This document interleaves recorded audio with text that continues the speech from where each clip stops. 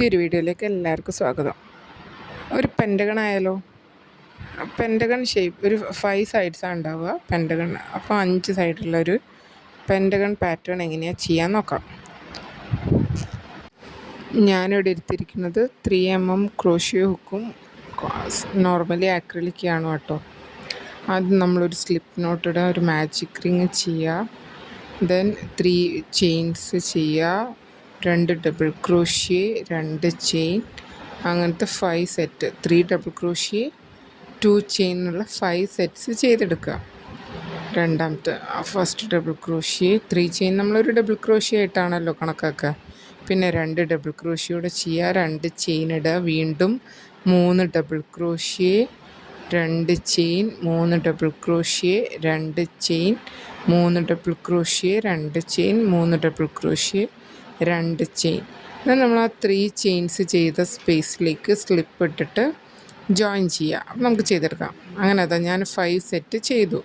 ഇനി നമ്മൾ ആ 3rd ചെയിനിലേക്ക് സ്ലിപ്പ് ഇട്ടിട്ട് ജോയിൻ ചെയ്യുക. എന്നിട്ട് നമ്മളൊരു 4 ചെയിൻസ് ചെയ്തു. എന്നിട്ട് നെക്സ്റ്റ് സ്പേസിലാണ് 3 double crochet, 2 chain, 3 double crochet ചെയ്യുന്നത്. ഓക്കെ, ഓരോ സ്പേസിലും നമ്മൾ എന്ത് ചെയ്യുക, 3 double crochet, 2 chain, 3 double crochet ചെയ്യുക. നമ്മൾ ആ 5 സ്പേസിലും ചെയ്തെടുക്കുക. 3 ഡബിൾ ക്രോഷ്യോ ചെയ്തു. ഇനി 3 കൂടെ ചെയ്യുക. രണ്ടാമത്തത് ചെയ്തു. ഇനി മൂന്നാമത്തത്. നമ്മൾ എല്ലാ സ്പേസിലും ഇതേപോലെ തന്നെ 3 double crochet, 2 chain, 3 double crochet. പിന്നെ ചെയിൻസ് ഇടുന്നില്ല.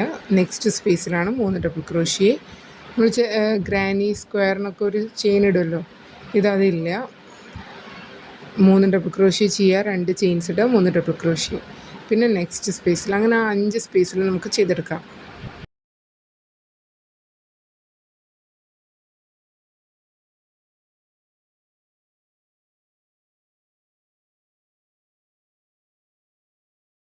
അങ്ങനെ ഞാനിതവിടെ 5 സ്പേസിലും ചെയ്തു.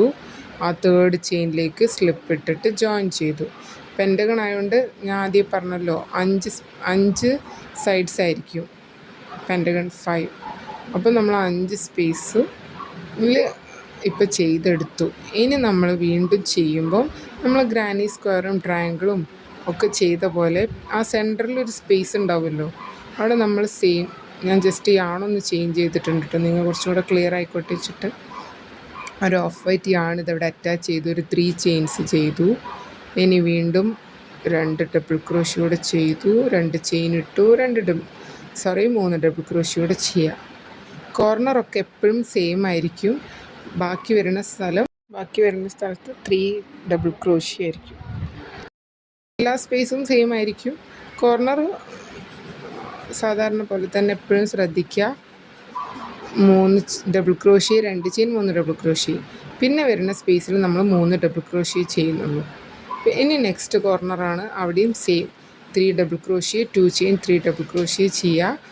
അടുത്ത സ്പേസിൽ 3 ഡബിൾ ക്രോഷ്യോ, ദെൻ വീണ്ടും 3 double crochet, 2 chain, 3 double crochet, പിന്നെ 3 ഡബിൾ ക്രോഷ്യോ. അങ്ങനെ റിപ്പീറ്റ് ചെയ്ത് റൗണ്ട് ഫുള്ള് ചെയ്തെടുക്കുക.